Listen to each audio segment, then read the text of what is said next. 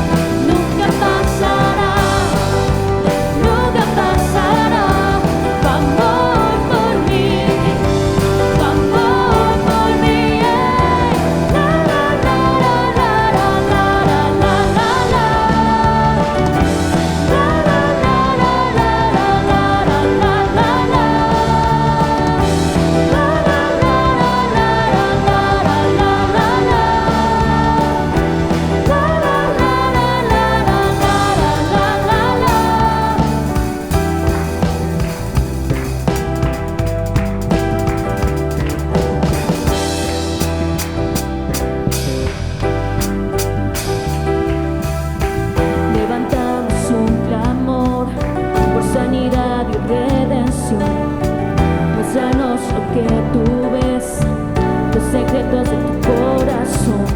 Un pueblo unido pide hoy tu libertad y salvación. Armanos con tu valor, lo que deseamos es revolución. Que el cielo se parte en dos, inúndanos, que en el desierto broten ríos. Vida sopla hoy, Hosana al Rey de salvación, Hosana al Dios altísimo, Hosana, Jesucristo, Jesucristo es Rey. Hosana al Rey de salvación, Hosana al Dios altísimo, Hosana, Jesucristo, Jesucristo es Rey.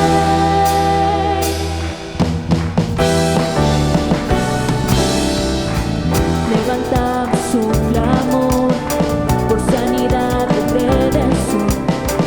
Muéstranos lo que tú ves, los secretos de tu corazón. Un pueblo unido pide hoy tu libertad y salvación. Armanos con tu valor, lo que deseamos es revolución. Que el cielo se parta en dos, inúndanos, que en el desierto broten ríos. Vida sopla hoy, Hosana al Rey de salvación, Hosana al Dios altísimo, Hosana, Jesucristo, Jesucristo es Rey.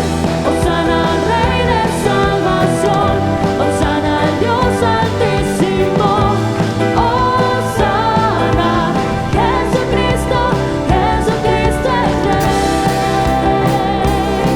Él es Rey.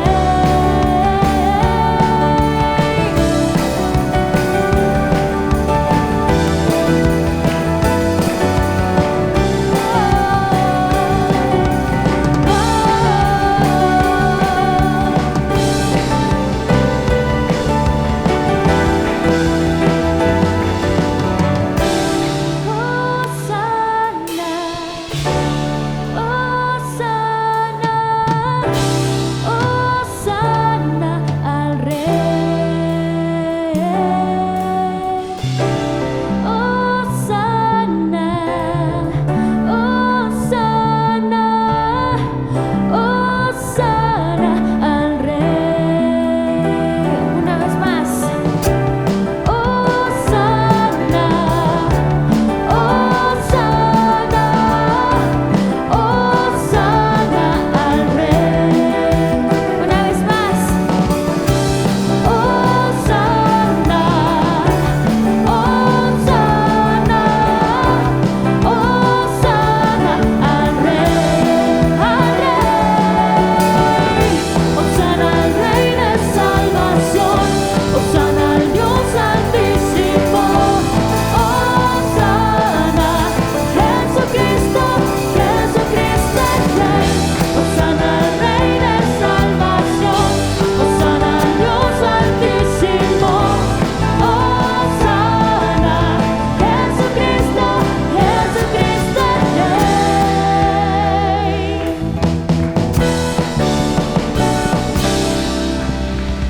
Hosana, Señor, Hosana, tú eres nuestro único Rey.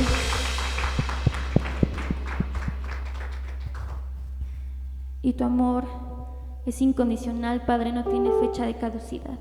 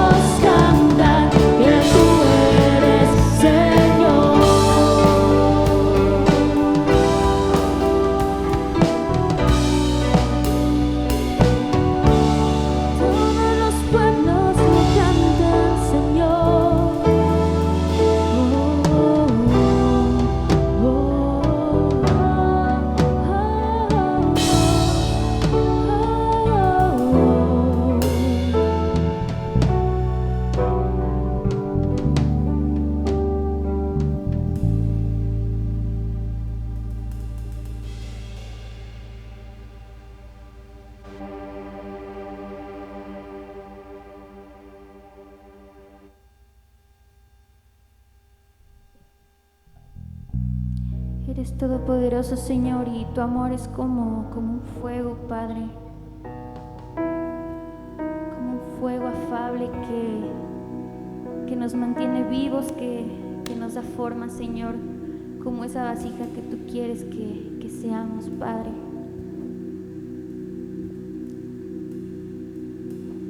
Queremos ese toque, Señor, de tu amor.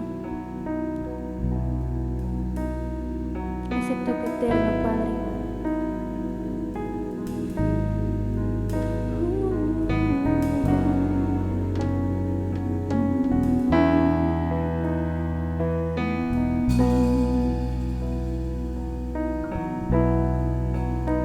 Anhelo un toque de tu amor, solo un destello de tu gloria, mi Señor.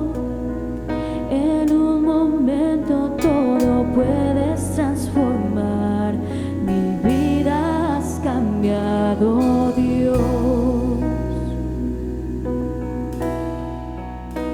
Y no alcanzo a comprender, tu amor sostiene por completo hoy mi ser.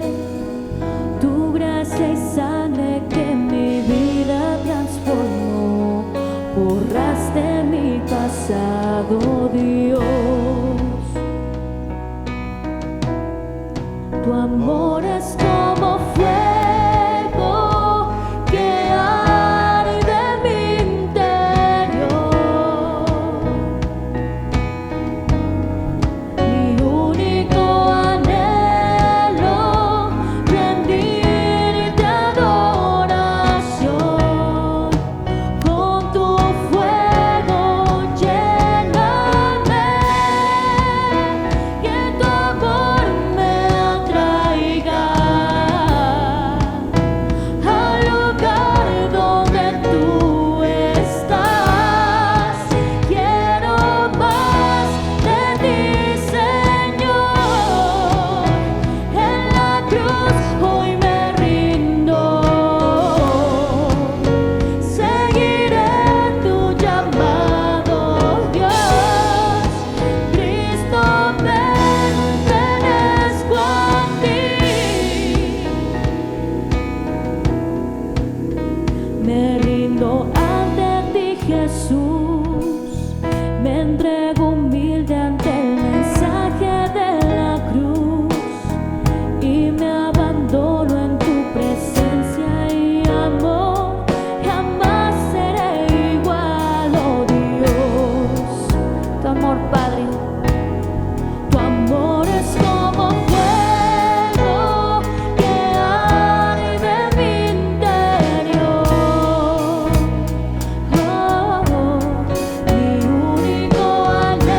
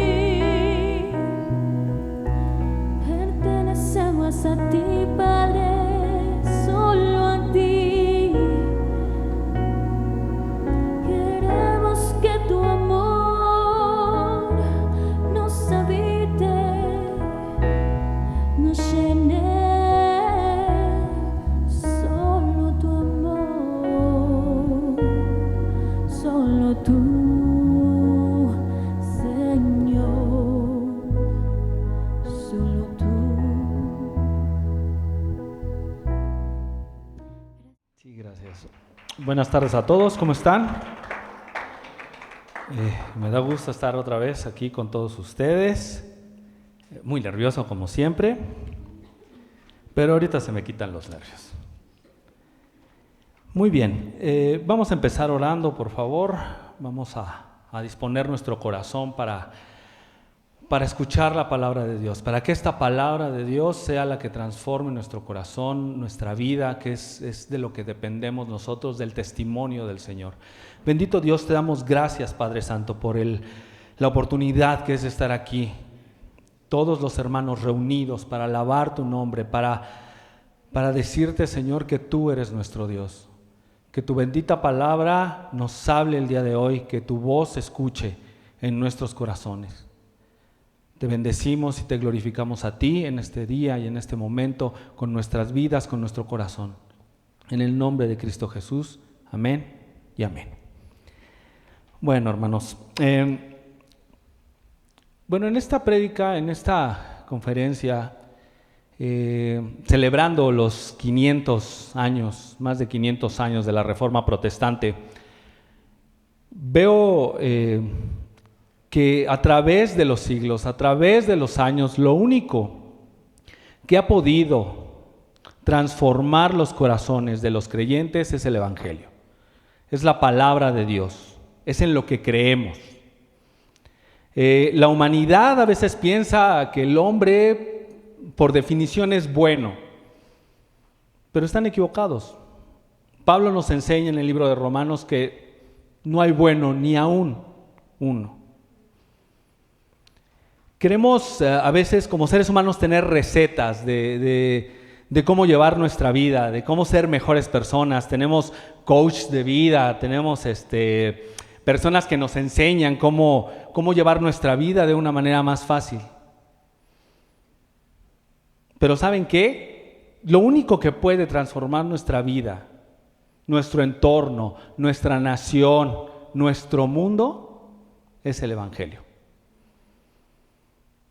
No hay nada que nosotros podamos hacer como seres humanos para tratar de ser mejores, porque no, en realidad no podemos, se quedan solamente en esfuerzos, se queda solamente en un buen propósito, y no podemos ir más allá de lo que este libro nos dice, reconociendo que Él es el único bueno, el único justo y el único perfecto. Y bien, quiero que me acompañen al libro de Romanos. Creo que este libro nos ha estado hablando mucho desde las clases, desde clases de mujeres. Y quiero empezar con este libro, con el capítulo 1, del versículo 1 al 7.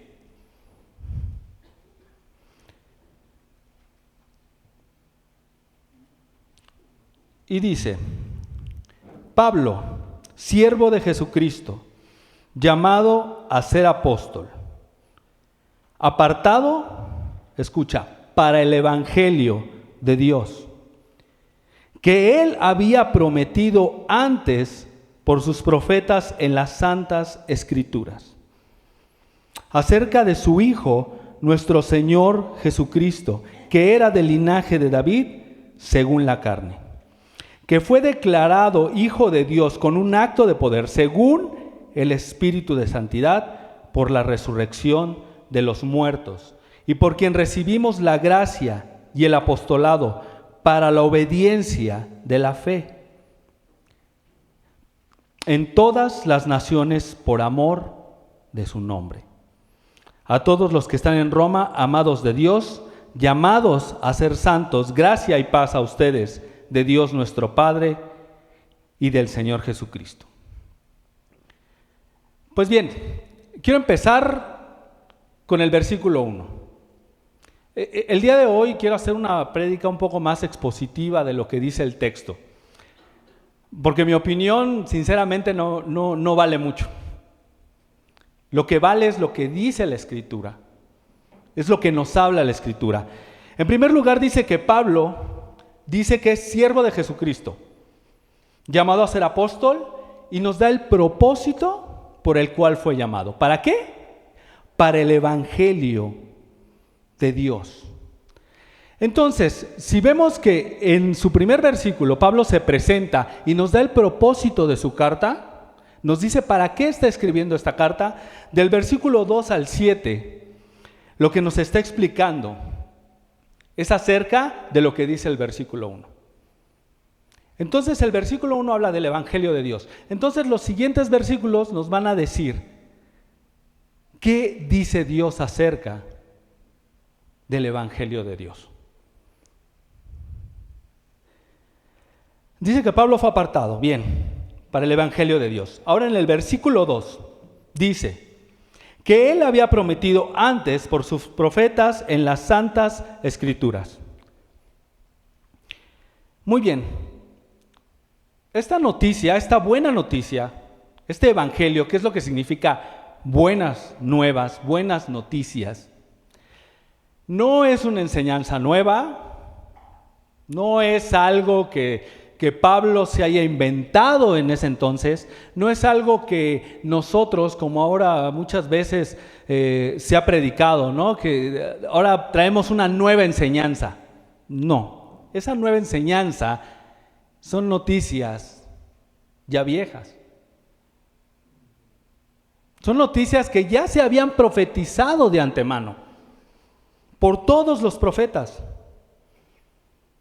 En las Santas Escrituras dice, vamos a primera de Pedro 1, versículo 10.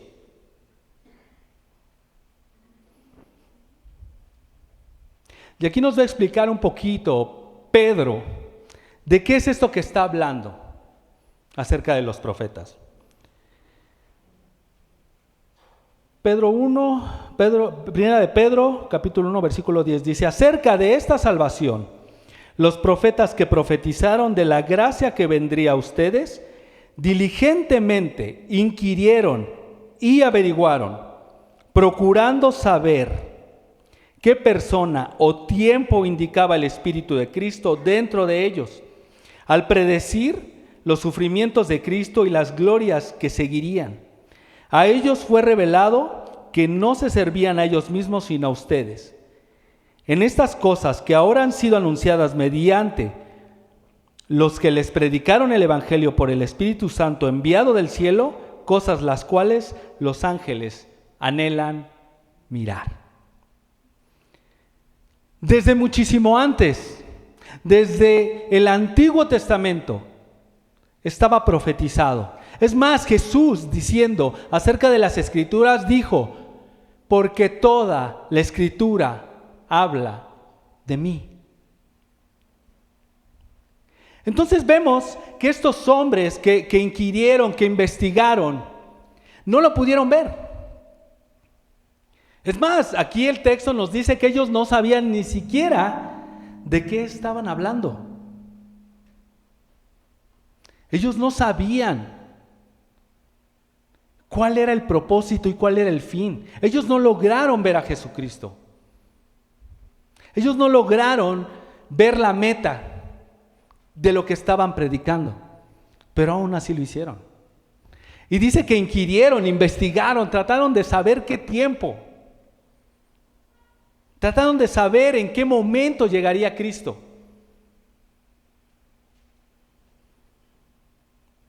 Pero también les fue revelado que todo esto les fue revelado para que nosotros tuviéramos un mejor entendimiento. Dice que no se servían a ellos mismos, sino a nosotros. Que para que nosotros tuviéramos el entendimiento que ahora tenemos del Evangelio, porque ahora el Evangelio lo podemos definir mucho más fácilmente nosotros. Sabemos de qué trata el Evangelio. Sabemos de qué habla el Evangelio, de quién habla el Evangelio. Pero la fe que tuvieron ellos al servirnos a nosotros es el hecho del cual estamos aquí, de lo que hemos creído. Y bien, estos hombres, ¿cómo pudieron entonces hablar cosas que ni siquiera ellos conocían? ¿Cómo pudieron predicar de cosas que no entendían? Y dice en segunda de Pedro, adelantito, segunda de Pedro 1:21, dice que ninguna profecía fue dada jamás por un acto de voluntad humana, sino que hombres inspirados por el Espíritu Santo hablaron de parte de Dios. Van viendo la dependencia del Evangelio. Y por cierto, ahorita que leímos el texto no te di el título de mi predicación. Si le pones título, se llama Jesucristo, el Evangelio que transforma. Y vas a ir viendo paulatinamente en el texto cómo es que lo hace o cómo es que funciona esta transformación. Dice que todo esto que los profetas vieron en las Sagradas Escrituras y que nos dieron a nosotros fue acerca de algo en específico. Vamos al versículo 3, dice, acerca de su Hijo, nuestro Señor Jesucristo, que era del linaje de David, según la carne. Bueno, ahora ven lo que digo. Jesús es el Evangelio. Jesús es el Evangelio. Él es el sujeto y Él es el objeto del Evangelio. Él es de quien habla el Evangelio y Él es el Evangelio en sí mismo. Él es la buena noticia. El Evangelio no trata de ninguna otra cosa que no sea su Hijo. Es por eso que si analizamos muchas veces lo que se predica, vemos que esas tendencias nuevas a que es que en este Evangelio tú no tienes que sufrir, en el Evangelio tú tienes que ser rico, tú tienes que poseer, tú tienes que tener.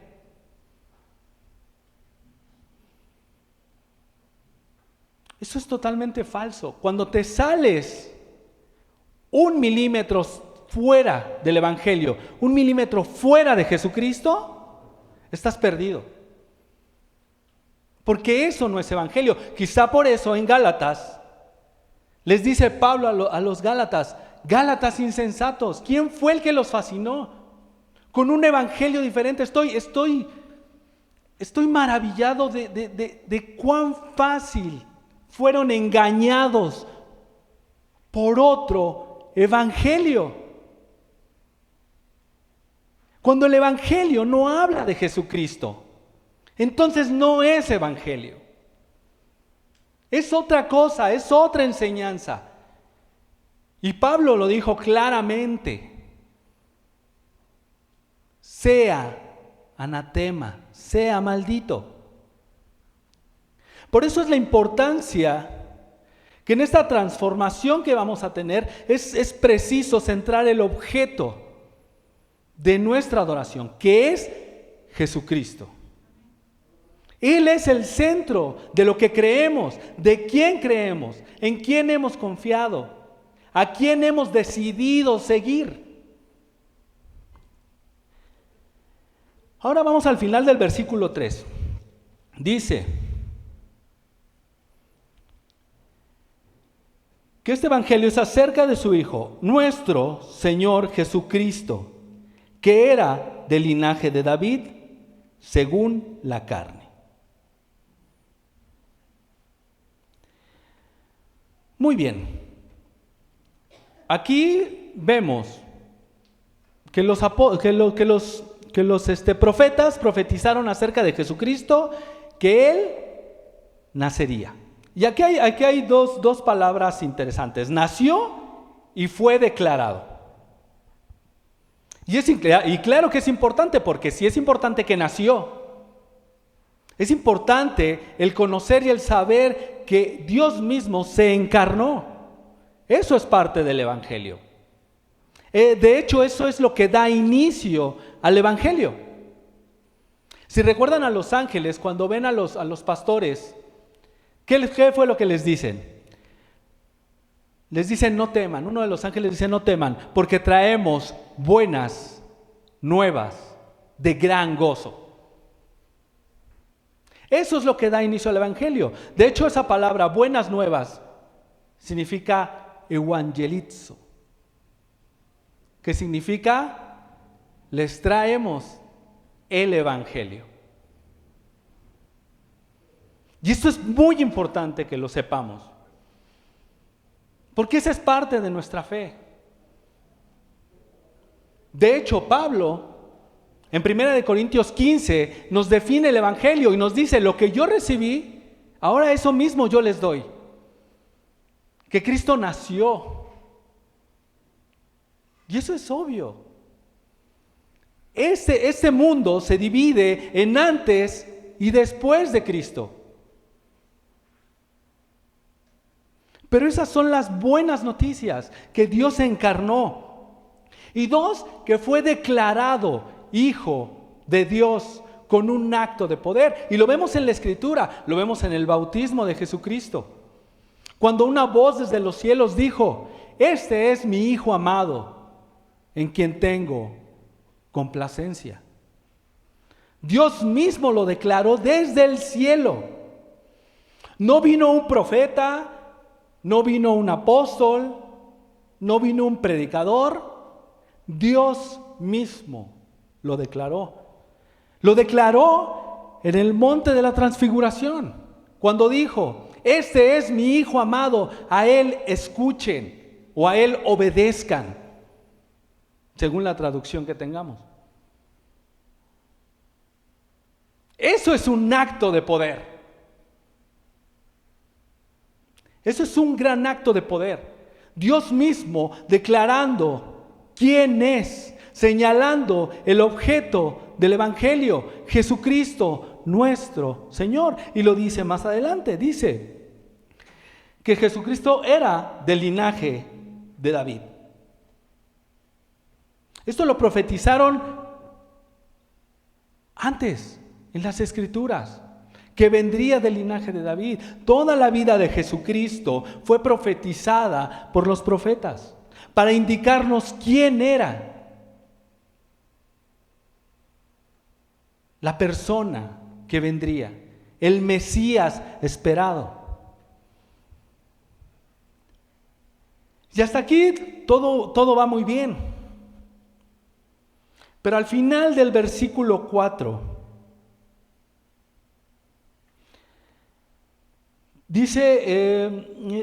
al final del versículo 3, perdón. Señala Pablo a Jesús como nuestro Señor Jesucristo. Y todo suena muy bien hasta aquí, hasta que llegamos a esta palabra y me topé con esta parte. Nuestro Señor Jesucristo. Y es que nosotros, los seres humanos, tenemos un problema con la palabra Señor. Cuando vamos a las Escrituras y leemos el Señor Jesucristo, el Señor, nuestro Señor, el Señor Jesús, pensamos a veces y lo leemos como si eso fuera parte de su nombre. Y no lo es.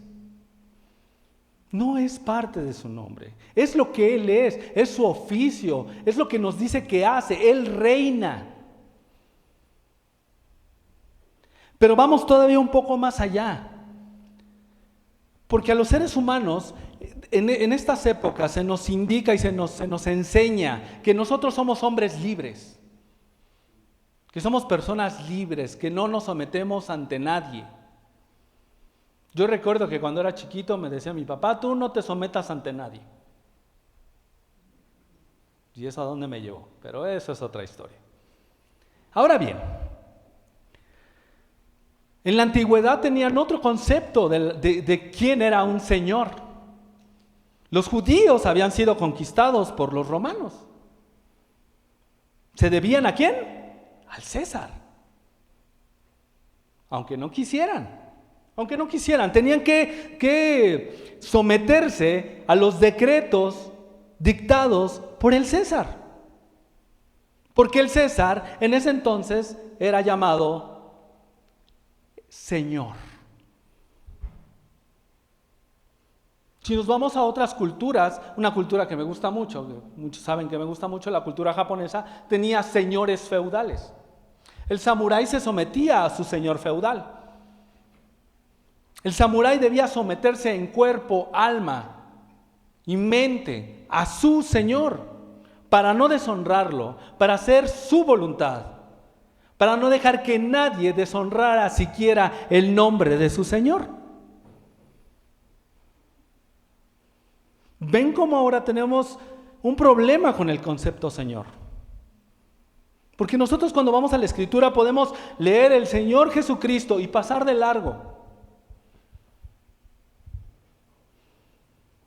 Pero no es para nosotros, como seres humanos y como creyentes.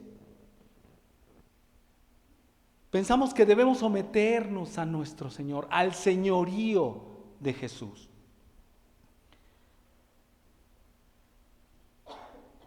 Cuando desobedecemos, y aquí es donde empieza lo malo, no sé por qué, pero es cuando empieza lo malo, cuando desobedecemos, cuando pecamos, eso es un desafío directo hacia el señorío de Jesucristo. Para pecar, para nosotros es, digámoslo de cierta manera, es parte de la naturaleza humana. Pero cuando pecamos conscientemente, sabiendo que lo que vamos a hacer está mal, y aún así lo hacemos, es un desafío directo hacia Jesucristo. Es decirle, tú no me mandas, yo no tengo que obedecerte. Yo no tengo que someterme a lo que tú dices, porque yo sé lo que más me conviene a mí. ¿Ven? Tenemos un problema con la palabra Señor. Entonces, si cuando desobedecemos autoridad, vamos a la Escritura, vamos a Mateo 6:24 para que lo entendamos de una mejor manera. Pablo está aquí hablando de las riquezas, pero las riquezas son un deseo humano, todos los humanos deseamos tener. Entonces dice 6:24, Mateo 6:24. Dice, nadie puede servir a dos señores porque o aborrecerá a uno o amará al otro, o apreciará a uno y despreciará al otro. Entonces, no pueden servir a Dios y a las riquezas. Entonces tú no puedes servir a Dios y a tus deseos. Así, y Jesús es muy radical. Jesús no te dice, bueno, pero es que más o menos si tú medio me obedeces. No, Jesús siempre enseñó, o lo haces o no lo haces. Y no solo eso. Jesús dice en Juan 3:36, porque decimos, bueno, podemos someternos y obedecer. ¿Podemos hacer eso? Entonces la pregunta es, ¿quién es el Señor de nuestras vidas? Y quiero que te lo preguntes hoy. Y no me vayas a responder ahorita, no quiero que levantes la mano y me respondas. Esa pregunta es para ti. ¿Quién es el Señor de tu vida?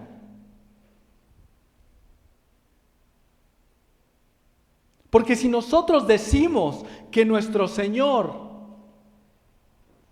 es Jesucristo, te voy a decir algo. Mateo 7:21 al 23.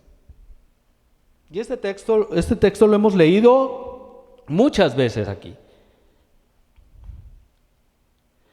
No todo el que me dice, Señor, Señor, entrará en el reino de los cielos, sino el que hace la voluntad de mi Padre que está en los cielos. Muchos me dirán en aquel día, Señor, Señor, ¿no profetizamos en tu nombre? ¿Y en tu nombre no echamos fuera demonios? ¿Y en tu nombre hicimos muchos milagros? Entonces les declararé, Jamás los conocí. Apártense de mí los que practican la iniquidad. Eso a mí me atemorizó. Eso fue intimidante para mí. No es que puedas leer esto y pasar a la otra página y ya está. Por eso te pregunto, ¿quién es el Señor de tu vida? La verdadera transformación del Evangelio empieza por eso, definir quién es el Señor de tu vida. Y lo que nos dice aquí, en Mateo dice, hicimos en tu nombre predicamos, estuvieron en púlpitos, hicieron cosas maravillosas. Y él dice, nunca los conocí. Entonces el conocimiento de quién es el Evangelio, a quién le hemos creído, es fundamental.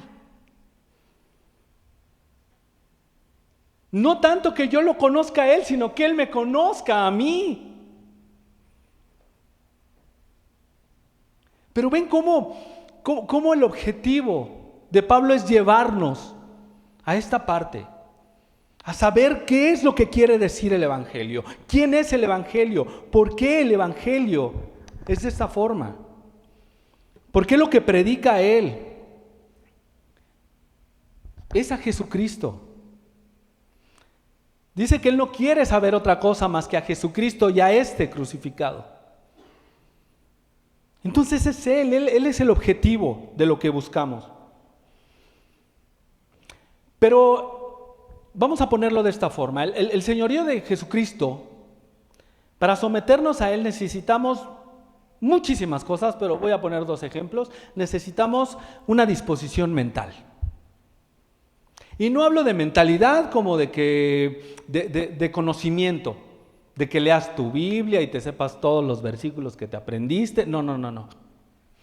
Una disposición mental, porque si Cristo es tu Señor, Él gobierna tus pensamientos. Porque ya no es tan fácil pecar cuando Cristo gobierna tus pensamientos. Ya no te es cómodo pecar cuando sabes que Él te está observando y te está viendo.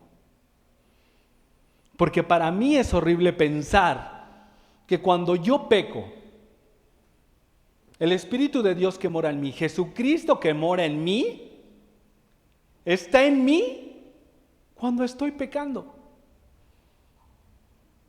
Eso me avergüenza. Y créanme, yo que estudié esta prédica, estos pasajes, para mí fueron tan confrontativos. Porque no es fácil. Vas a decir, no es fácil. Pero vamos a llegar a ese punto. Porque muchos podrían decir, es que no es fácil. No es fácil.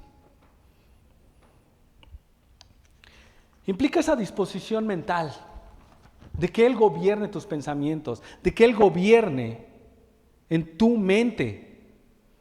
Porque ya no es tan fácil hacer lo que haces, ver lo que ves, cuando Él está en tu mente.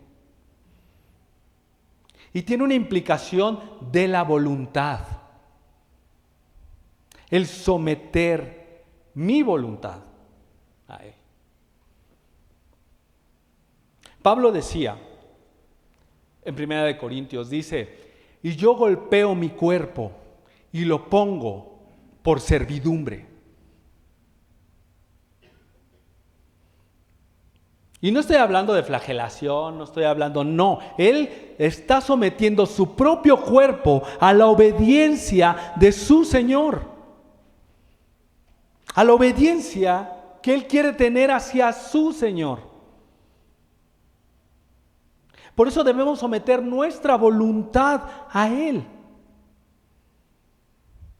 Y si quieren otra implicación, si el Señor es Señor también de tu tiempo. De tu tiempo en redes sociales, de tu tiempo en Netflix, de tu tiempo en Facebook, en Instagram. Y sé que suena difícil. Es que es difícil, hermano. Es difícil.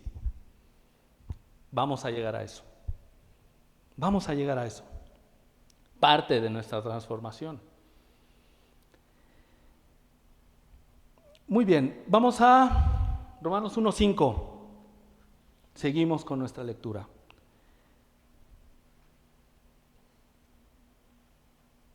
Dice, y por quien recibimos la gracia y el apostolado para la obediencia de la fe en todas las naciones por amor de su nombre. Bien, aquí hay otra cosa bastante difícil para nosotros. Dice que lo que Pablo predicaba era un evangelio para la obediencia de la fe. No predicaba un evangelio de prosperidad, no predicaba un evangelio de sanidad, no predicaba un evangelio de tantas cosas que se predican hoy en día. No, él predicaba un evangelio, ¿para qué? Para la obediencia de la fe. ¿Por qué? Necesitamos obedecer, nos conviene obedecer. Bien, Pablo, entonces tú fuiste apartado para este evangelio. ¿Para qué? Para obedecer. Porque tienen que obedecer. Pero ahorita vamos a llegar a este punto de cómo vamos a obedecer.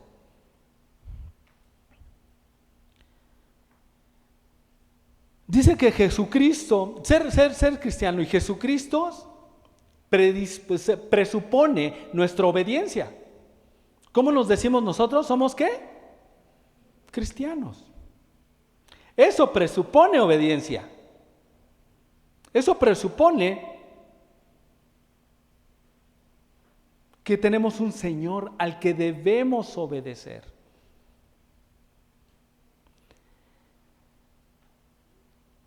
Y el creer para desobedecer no tiene sentido.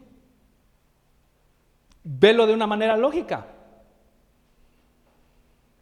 Nosotros decimos que Jesús es nuestro Señor y nuestro Salvador. Pero si desobedecemos, entonces, ¿qué estamos diciendo? Nada más queremos a Jesús como nuestro Salvador, pero no como nuestro Señor. ¿Tiene sentido? No tiene sentido el desobedecer para decir, pues te voy a desobedecer, nada más sálvame, es lo único que necesito de ti. Lo único que necesito de ti es que tú me salves, pero no necesito obedecerte. No tiene sentido. No tiene sentido que lo hagamos de esa manera. Nosotros creemos para obedecer a quien le hemos creído. ¿Por qué? Porque si le creemos y confiamos en todo lo que Él dice, en todo lo que Él es, debemos obedecer. Si no, no tiene sentido creer.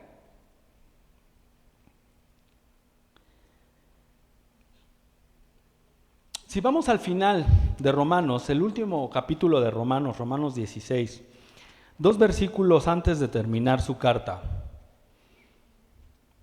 En el versículo 26 nos dice algo similar Pablo, nos dice, pero que ha sido manifestado ahora y que por las escrituras de los profetas, hablando de Jesucristo, según el mandamiento de Dios eterno, se ha dado a conocer a todas las gentes para que obedezcan a la fe.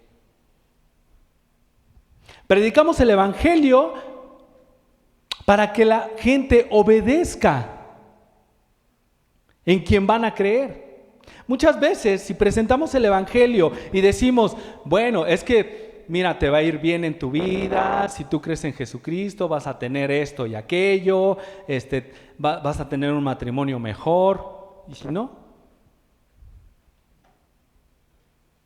no predicamos eso. Predicamos a Jesucristo y la obediencia a Jesucristo. Eso es lo que predicamos desde el púlpito, desde cada día de lo que hacemos, con quien hablamos. Si predicamos a Jesucristo, predicamos la obediencia hacia Él, porque Él es nuestro Señor. Entonces, es que es difícil. Es que es difícil. Vamos a llegar a esto.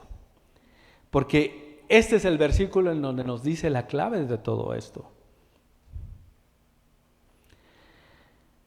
Ahora al final del versículo 6 de Romanos 1 nos dice, ¿cómo es que se consigue esto?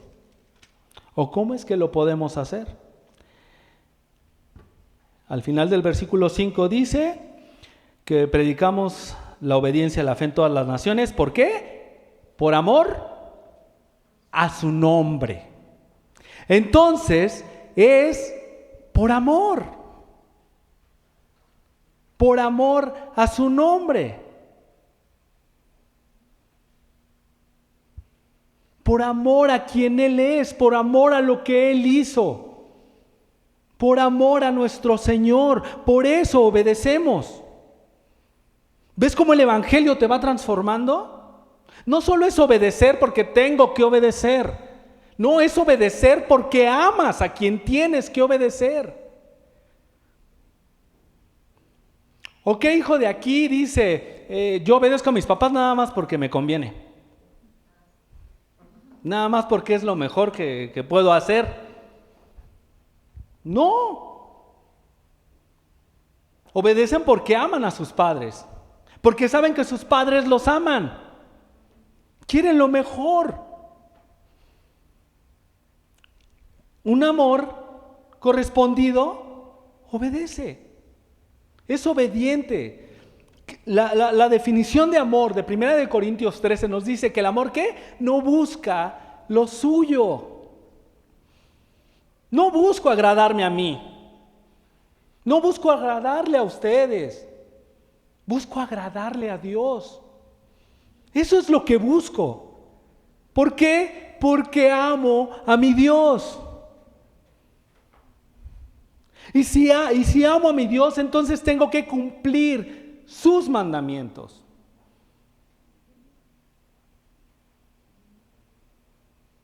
¿Quién lo dice? Lo dice el mismo Jesús. Si me aman, guarden mis mandamientos.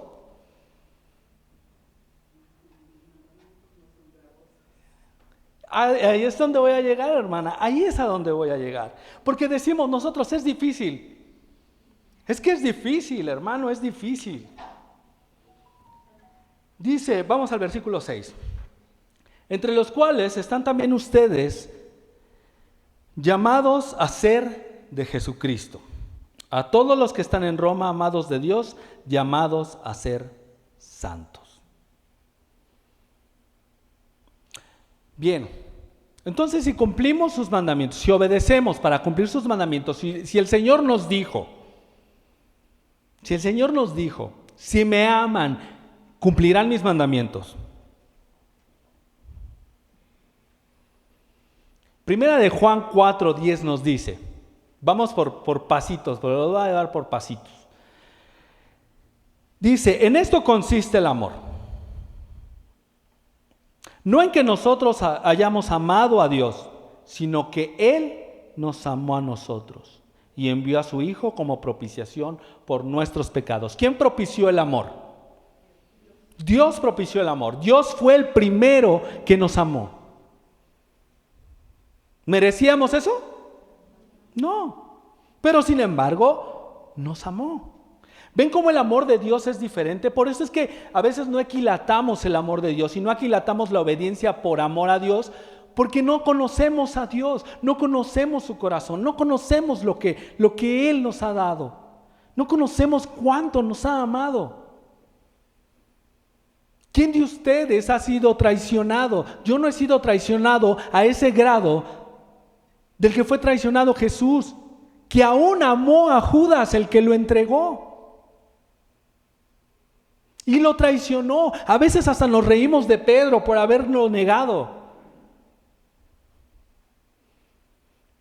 Pero cuando Jesús voltea y lo mira con ojos ¿de qué? ¿De odio? ¿De venganza? De amor. No equilatamos el amor de Dios. No equilatamos que nuestra desobediencia ofende a Dios. Si queremos ser transformados por el Espíritu Santo, tenemos que obedecer. Porque amamos a nuestro Dios.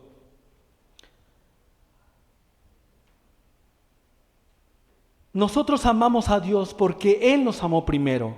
Primera de Juan 4:19. Es que es difícil. Aún así cumplir sus mandamientos nos resulta difícil. Pero te voy a decir algo bajo la premisa de la misma Escritura. Si la Escritura dice, sea Dios veraz y todo hombre mentiroso, entiende lo que voy a leer. Deuteronomio 30:11.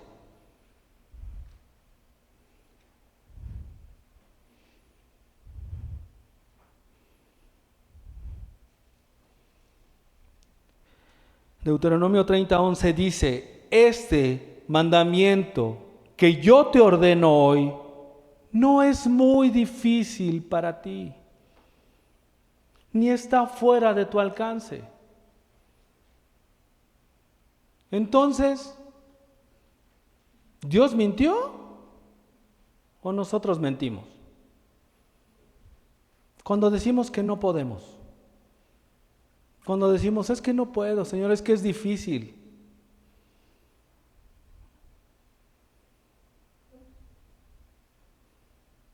¿Ven por qué la implicación del amor? ¿Ven por qué la implicación del amor es tan importante? No es la implicación de la ira de Dios, porque ese sería un pobre motivador. De hecho, no le sirvió ni a Adán ni a Eva. Cuando les dijo en el huerto del Edén, si comen de este fruto, ciertamente, ¿qué? Morirán. No entendí, y voy y me como el fruto.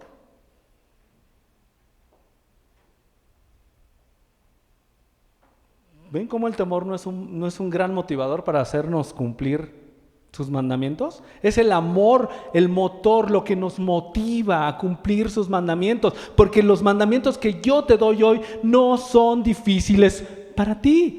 Y eso lo dice en el Antiguo Testamento, pero en el Nuevo Testamento también lo dice. Lo dice en Primera de Juan. Creo que no lo apunté, pero prácticamente dice el mismo versículo. Porque este mandamiento que yo te doy hoy no es difícil para ti. Entonces, dejemos de engañarnos, hermanos. Dejemos de engañarnos pensando que es difícil, que es complicado, que no puedo.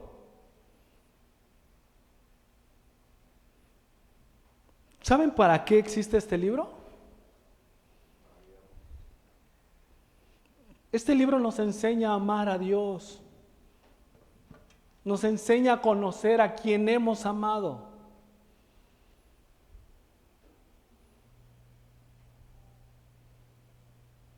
Esas son las cosas que Dios nos dejó. Nos dejó este libro, nos dejó la oración para acercarnos a Él. Porque podemos acercarnos al trono de la gracia para alcanzar misericordia. Dice que nos podemos acercar ¿cómo? Confiadamente, sabiendo que Él nos va a escuchar, sabiendo que Él nos ama. ¿Ven por qué digo que la obediencia tiene una implicación de mental y del tiempo? Si empleáramos el tiempo en pasar tiempo con la persona que amamos, ¿con quién amamos? ¿No seríamos transformados?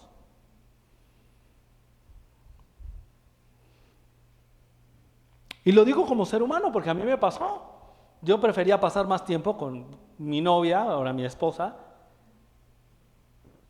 Pero cuando te encuentras con estos versículos, cuando te encuentras con Dios y su amor, no puedes pasar la hoja y decir, ya mejor a lo que sigue. A lo mejor lo que sigue está menos denso. Ezequiel 11, 19, 20, ya se los he leído. Dice, yo les daré un corazón y pondré un espíritu nuevo dentro de ustedes y quitaré de su carne el corazón de piedra y les daré un corazón de carne para que anden en mis mandamientos y mis ordenanzas y las cumplan. Entonces serán mi pueblo y yo seré su Dios.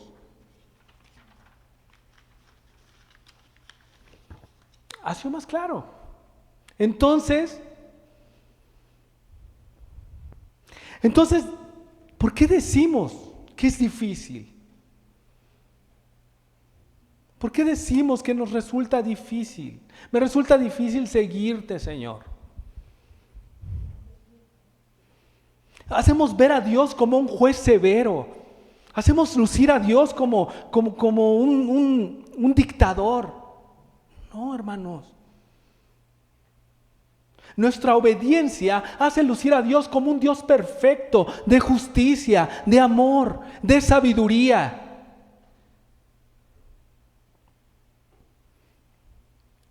Y ahora quiero leerte la última parte, porque Pablo cierra estos versículos diciéndonos el propósito al que hemos sido llamados.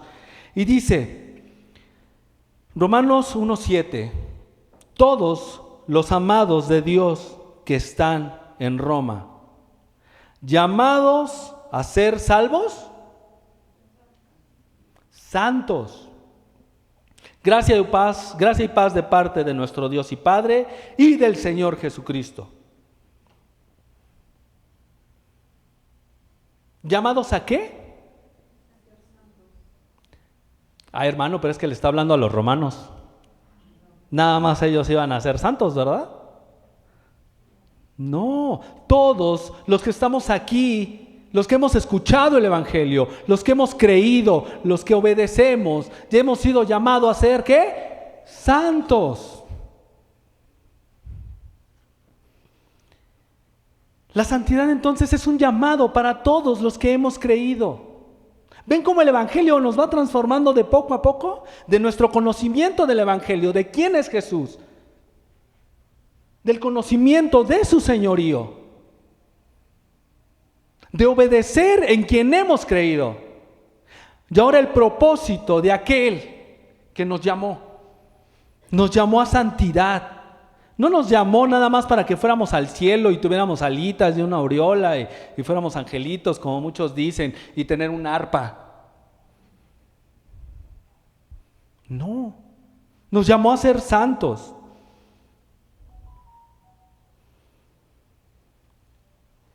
Primera de Pedro 1:14 dice, como hijos obedientes, no se conformen a los deseos que antes tenían. ¿En qué? En su ignorancia, dice. Sino que así como aquel que los llamó es santo, así también sean ustedes santos en toda su manera de vivir. ¿Por qué? Porque escrito está, sean santos porque yo soy santo. En el libro de Levítico se repite esta misma frase 6 veces. Ahora puedes notar que Dios se lo tomó muy en serio. 6 veces. Levítico 11:44, Levítico 11:45, Levítico 19:2, Levítico 20:7, Levítico 20:26 y Levítico 21:6. En todas estos versículos, Dios dice, sean santos como yo soy santo.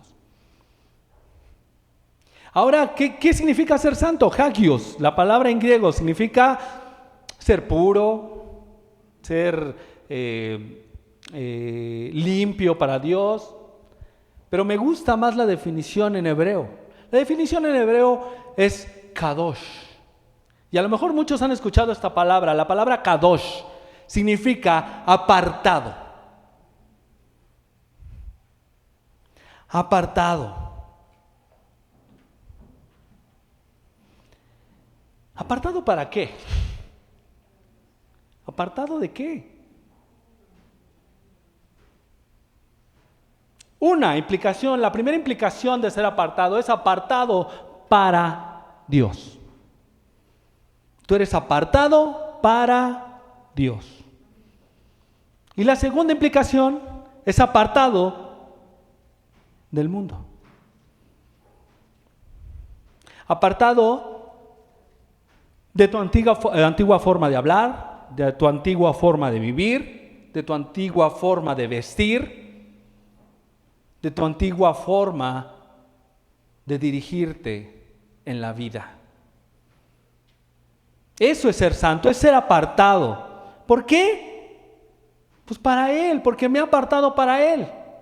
Y volvemos al principio, fui apartado para Él, para amarlo a Él, para obedecerlo a Él, para estar a su servicio, al servicio de mi Señor.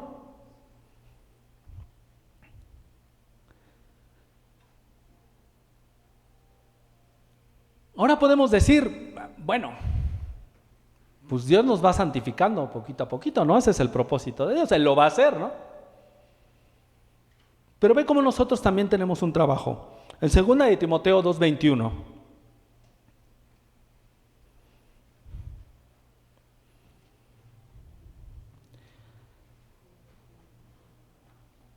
Dice, por tanto, si alguien se limpia de estas cosas, será un vaso para honra, santificado, útil para el Señor y preparado para toda buena obra.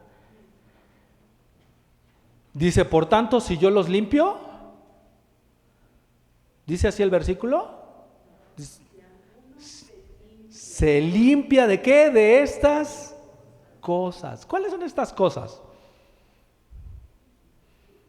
Ya lo dijimos, de tu antigua forma de vivir, de tu antigua forma de hablar, de todas estas cosas que no agradan a Dios, que ofenden a Dios y que tienen por inmunda la sangre del pacto, dice en Hebreos.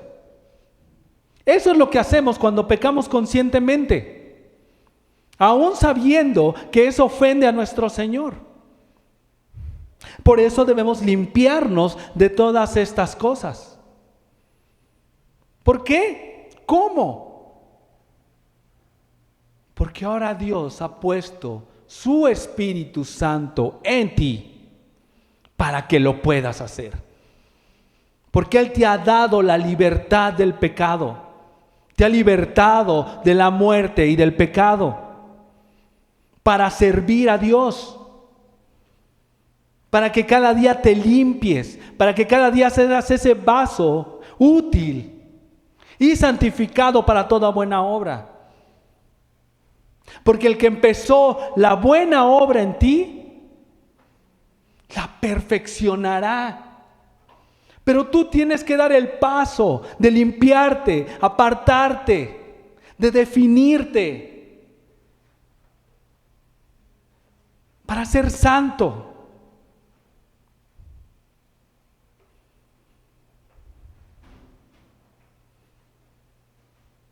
Porque Dios está contigo. En la clase decíamos que cuando Jesús lloró en Jerusalén y les dijo, Jerusalén, Jerusalén, ¿cuántas veces quise ponerte bajo mis alas? ¿Y qué dice? Y tú no quisiste. Qué terrible el no querer. El no querer ser más santo para tu Dios.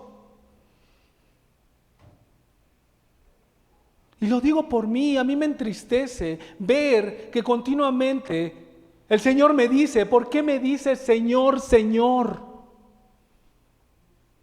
Y una vez se los dije en clase, cuando leí ese versículo me quebró completamente. Porque ¿cómo puedo decirte a ti, Señor, Señor, y no hacer lo que tú dices?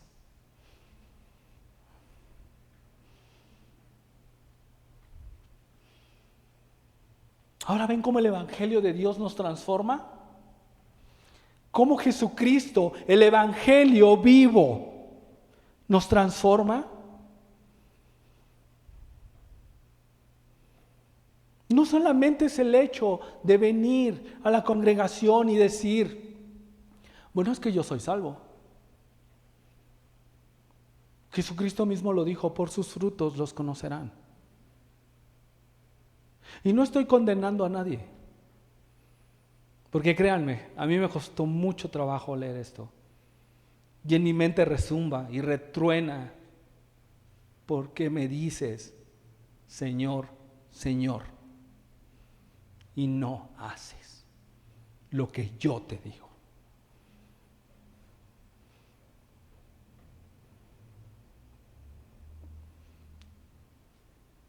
Me falta más amor, me falta amar más a mi Dios.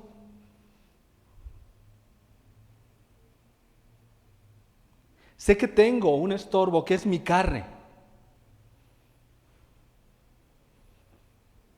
que me lleva a pecar, que me lleva a deslizarme, pero tengo un Dios misericordioso que a través de su Espíritu me ayuda en todas mis tribulaciones, dice la Escritura, en todos mis problemas.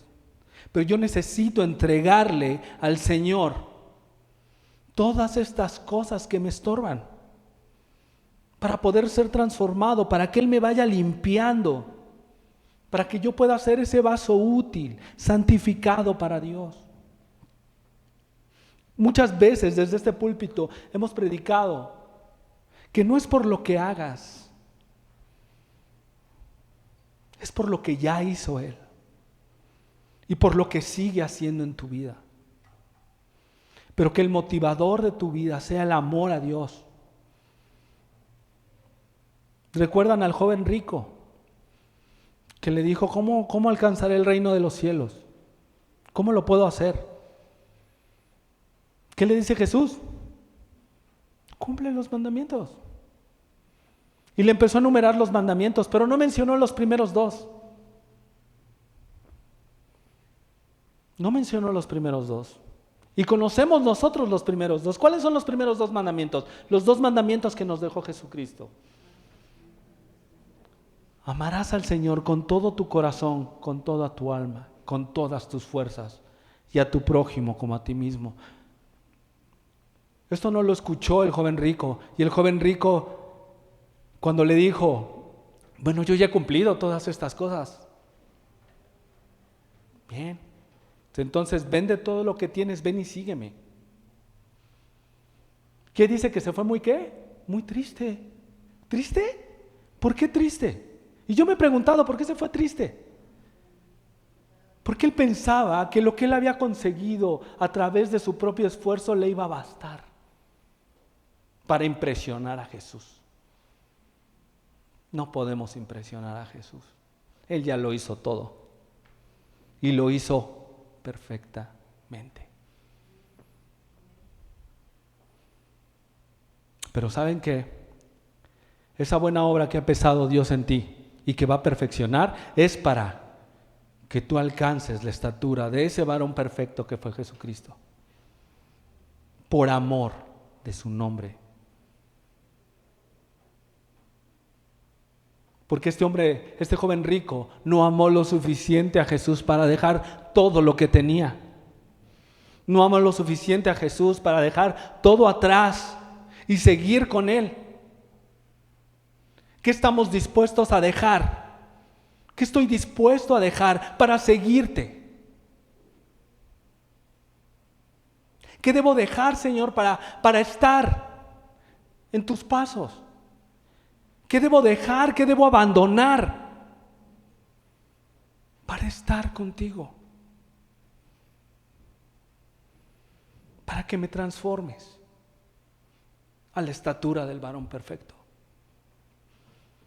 Para darte honra y gloria a ti con todo lo que haga, en mi trabajo, en mi escuela, con mis amistades.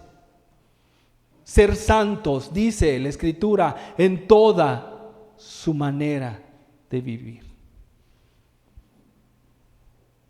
No dice nada más aquí en la iglesia, no nada más cuando cantemos, no nada más cuando prediquemos.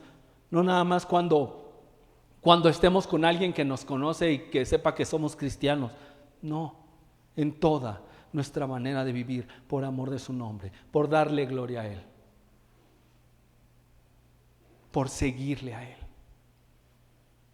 Si Jesucristo te dijera, abandona todo lo que tienes, ven y sígueme, ¿te irías triste? Piénsalo. Para ti mismo, para ti y Dios. Porque Dios habla y sigue hablando.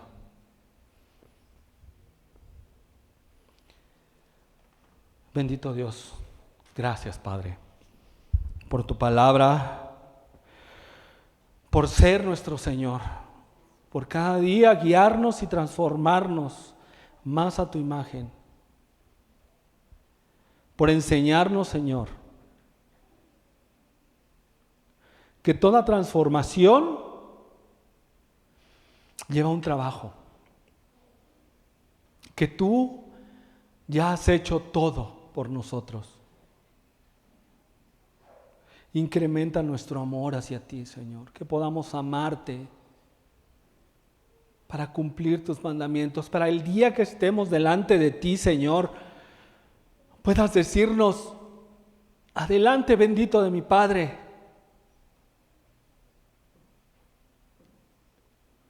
Para no tener que escuchar esas palabras tan dolorosas y que nos digas, nunca te conocí.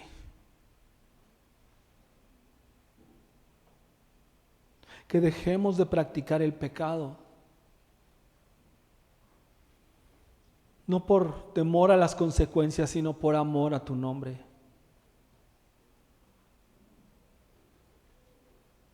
Que seamos siervos fieles y obedientes a ti, sabiendo que tenemos a un Señor que en vez de ponernos cargas pesadas, lleva el yugo con nosotros. Y su yugo es ligero y fácil de llevar.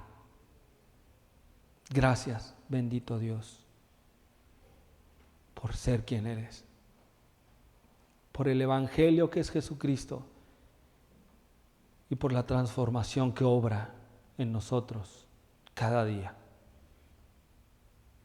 Bendice a mis hermanos, guíalos, cuídalos, guárdalos. Muéstrales en tu palabra tanto amor que tienes para ellos, como siempre lo has mostrado para todos los que te buscan, Señor. En el nombre de Jesús, bendito sea tu nombre, alabado y glorificado el bendito nombre de nuestro Señor Jesucristo. Amén. Amén, hermanos.